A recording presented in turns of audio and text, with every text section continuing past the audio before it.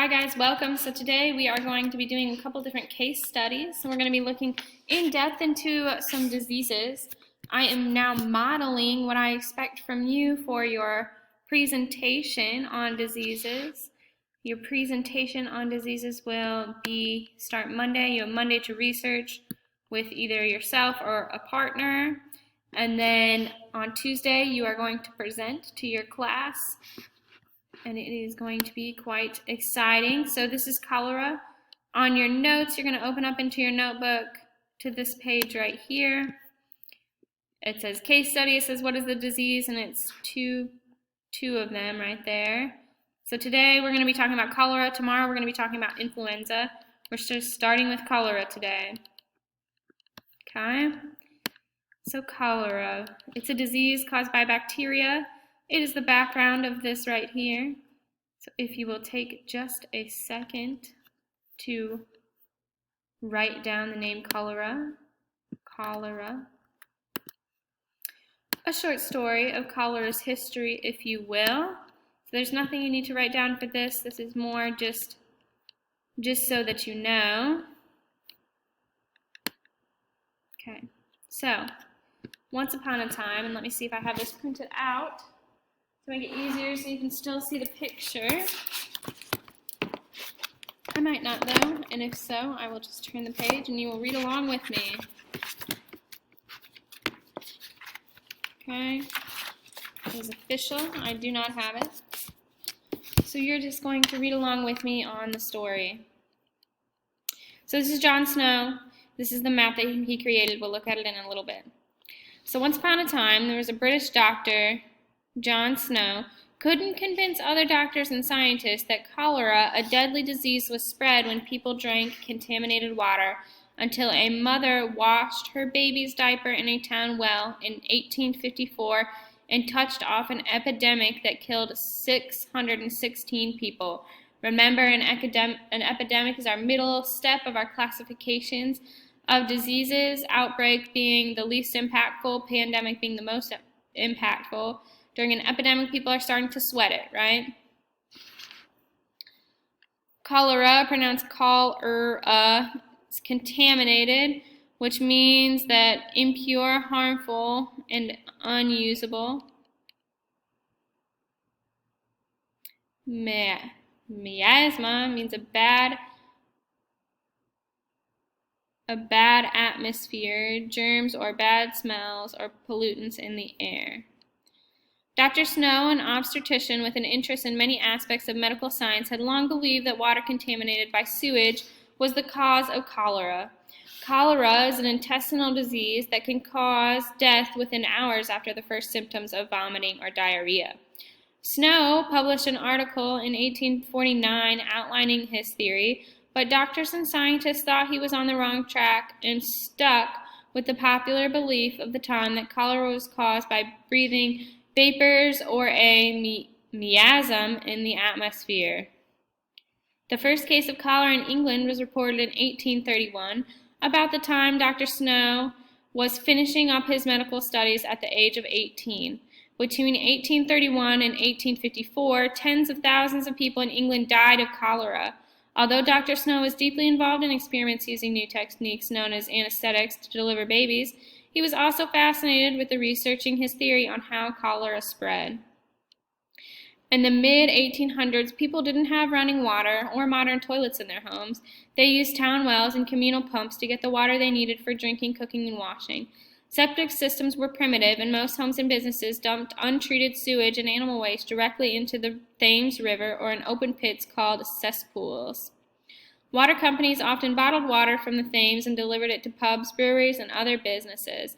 So they dumped their sewage and their dirty water into the water that they drank. Dr. Snow believed that sewage dumped into the river or into cesspools near town wells could contaminate the water supply, leading to a rapid spread of diseases. In August of 1854, Soho, a suburb of London, was hit hard by a terrible outbreak of cholera. Dr. Snow himself lived near Soho and immediately went to work to prove his theory that contaminated water was the cause of the outbreak. Within 250 yards of the spot where the Cambridge Street joins Broad Street, There were upwards to 500 of fatal attacks of cholera in 10 days. Dr. Snow wrote, "As soon as I became acquainted with the situation and extent of this imputation, sick of cholera, I suspected some contamination of water of the much frequented street pump in Broad Street.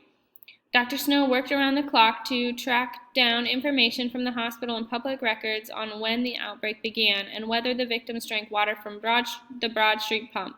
Snow suspected those who lived or worked near the pump were the most likely to use the pump and thus contracted cholera. His pioneering medical research paid off by using a geographical grid to chart the deaths from the outbreaks and investigating each case to determine access to the pump water. Snow developed what he considered positive proof, but we don't use proof, support that the pump was the source of the epidemic. Besides those who lived near the pump, Snow tracked hundreds of cases of cholera to nearby schools, restaurants, businesses, and pubs. According to Snow's record, the keeper of one coffee shop in the neighborhood who served glasses of water from the Broad Street pump along the meals said she knew of 9 of her customers who had contracted cholera. A popular bubbly drink of the time was called sherbet, which was a spoonful of powder that fizzed when mixed with water. In the Broad Street area of Soho, the water usually came from the Broad Street pump and was, Snow believed, the source of many cases. Snow also investigated groups of people who did not get cholera and tracked down whether they drank pump water. The information was important because it helped Snow rule out other possible sources of the epidemic besides pump water. He found several important examples. A workhouse or a prison near Soho had 535 inmates, but almost no cases of cholera. Snow discovered that the workhouse had its own well and brought water from the Grand Junction Water Works. The men who worked in the brewery on Broad Street, which made malt liquor, also escaped getting the cholera. The proprietor of the brewery, Mr. Huggins, told Snow that the men drank the liquor they made or water from the brewery's own well and not water from the Broad Street pump. None of the men contracted cholera. A factory near the pumps at 37 Broad Street wasn't so lucky. The factory kept 2 tubs of water from the pump on hand for employees to drink, and 16 of the workers died from cholera. The case of 2 women, a niece and her aunt, who died from cholera puzzled Snow. The aunt lived some distance from Soho, as did her niece. Snow could make no connection to the pump. The mystery was cleared up when he talked to the woman's son. He told Snow that his mother had lived on Broad Street area at one time and liked the taste of the water from the pump so much that she had bottles of it brought to her regularly. Water drawn from the pump on the 31st of August, the day of the outbreak, was delivered to her, as was her custom, and her visiting niece took a glass of the pump water for refreshments, and according to Snow records, both died of cholera the following day. Snow was able to prove that cholera was not a problem in Soho except among people who were in the habit of drinking water from the Broad Street pump. He also studied several samples of the water in the pump, found white flecks in it, which he believed were the source of the contamination. On September 7, 1854, Snow took his research to the town officials and convinced them to take the handle off the pump, making it impossible to draw water. The officials were reluctant to believe him, but took the handle off on a trial-only basis to find out if the outbreak of cholera only to find out the outbreak of cholera almost immediately trickled to a stop. Little by little, people who had left their homes and businesses in Broad Street area out of fear of getting cholera began to return. Despite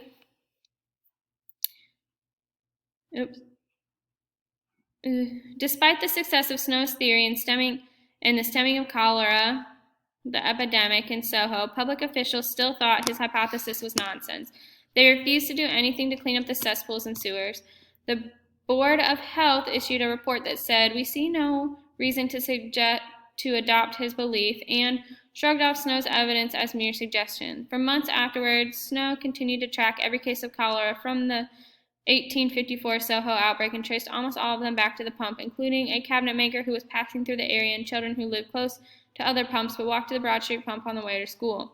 What he couldn't prove was where the contamination came from in the first place. Officials contended that there was no way sewage from the town's pipes leaked into the pump, and Snow himself said he couldn't figure out whether the sewage came from the open sewer drains underneath their houses or businesses' public pipes or cesspools. The mystery might never have been solved except the minister, Reverend Henry Whitehead, took on the task of proving Snow wrong. The minister contended that the outbreak was not caused by the tainted water, but by God's divine intervention. He did not find any such proof, and in fact, his published reports confirmed Snow's finding. Best of all, it gave Snow the probable solution to the cause of the pump's contamination. Reverend Whitehead interviewed a woman who lived at 40 Broad Street whose child had contracted cholera from some other source. The child's mother washed the baby's diaper in water, which then she dumped into the leaky cesspool 3 feet from the Broad Street pump, touching off what Snow had called the most terrible outbreak of cholera which ever occurred in this kingdom. A year later, a magazine called The Builder published Reverend Whitehead's findings, along with a challenge to Soho officials to close the cesspool and repair the sewers and drains because, in spite of the late numerous deaths, we all have the materials for a fresh epidemic. It took many years before public officials finally made those improvements. In 1883, a German physician, Robert Koch, took the search for the case of cholera a step further when he isolated a bacterium, Vibrio cholerae, the poison Snow contended caused cholera. Dr. Koch determined that the cholera is not contagious from person to person, but is spread only through unsanitary water and food supply sources, a major victory for Snow's theory. The cholera epidemic in Europe and the United States in the 19th century ended after cities finally improved water supply sanitation. The World Health Organization estimates that 78% of the people in third world countries are still without clean water supplies today, and up to 85% of those people don't live in areas with adequate sewage treatment, making cholera outbreaks an ongoing concern in some parts of the world. Today, scientists consider Snow to be the pioneer of public health research in a field known as epidemiology. Much of the current epidemiological research done at the U.S. Center for Disease Control still uses theories such as Snow's to track the source and cause of many diseases. So if we go back to our PowerPoint, we can actually see the red dots indicate cases, and the pump is right there.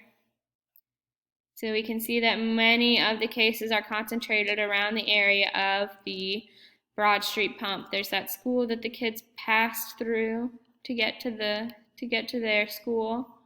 The school that caused the kids to pass through and by the pump as well. So this is going to be the first of lectures on cholera because we are running out of time on my 15-minute time limit. Stop back for step number 2 to learn a little bit more in depth about cholera. Have a great day, guys.